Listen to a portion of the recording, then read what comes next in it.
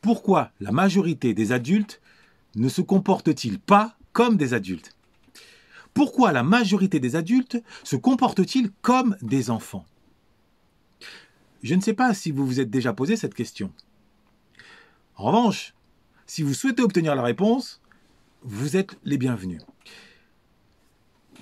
On sait que bon nombre de femmes s'interrogent à longueur de journée de savoir quel est le rôle de l'homme, quelle est la place de l'homme, qu'est-ce qu'être un homme.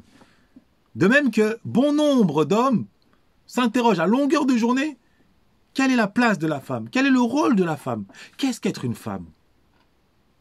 Et au milieu de ce déquestionnement, on ne voit pas la question fondamentale qui pourtant surplombe ces deux questions, à savoir qu'est-ce qu'être un adulte. Étant donné que les hommes autant que les femmes doivent d'abord être des adultes, c'est-à-dire doivent d'abord se comporter en tant que tels. Donc encore faut-il savoir qu'est-ce qu'être un adulte. Est-ce que vous avez une idée de cette question? Qu'est-ce qu'être un adulte?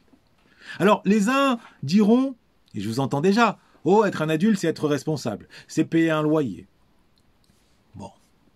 Être un adulte c'est avoir des ambitions, c'est savoir se retenir, se contenir. Bon. C'est des questions qui touchent une partie de la vérité. Mais ça reste des questions, des réponses éloignées du cœur de la vérité.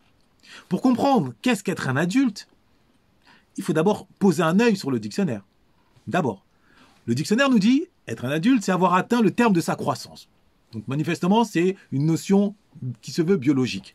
Bon, c'est un peu maigre. C'est un peu maigre, vous en conviendrez. La loi nous dit être adulte, c'est être majeur. Donc en France, être adulte, c'est 18 ans et un jour. Aux États-Unis, c'est 21 ans et un jour. Donc c'est assez aléatoire. Or, il existe une seule nature humaine. Donc on peut écarter cette définition juridique. Dans ce cas, comment peut-on accéder à la vérité de cette notion? Je vais vous donner la réponse tout de suite. Tout simplement, d'abord en comprenant une évidence. Une évidence.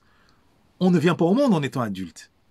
C'est-à-dire qu'être adulte, c'est avoir été un ancien enfant qui est sorti de son enfance.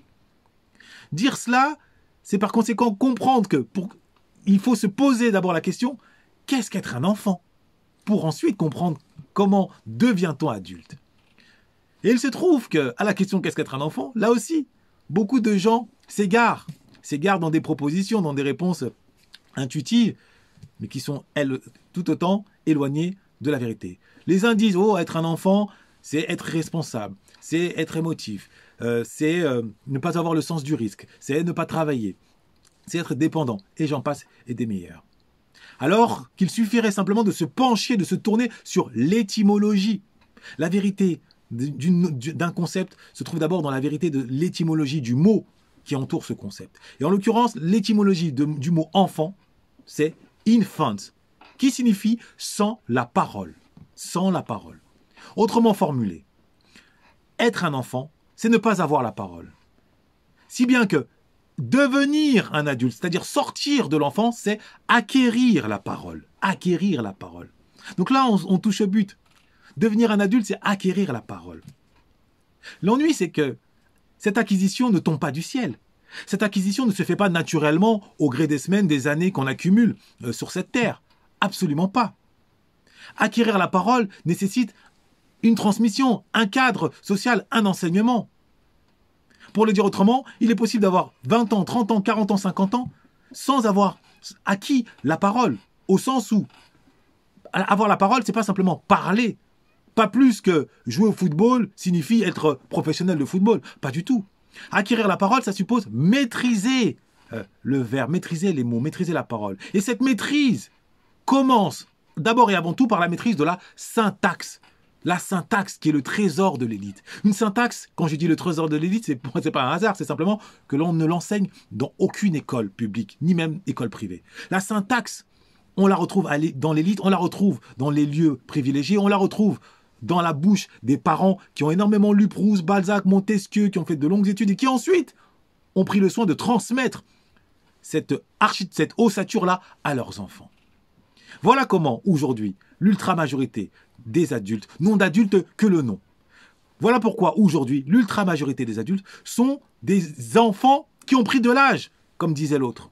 Ce n'est pas un hasard si, à la Renaissance, un certain Erasme disait « on ne naît pas homme avec un grand H, on le devient ».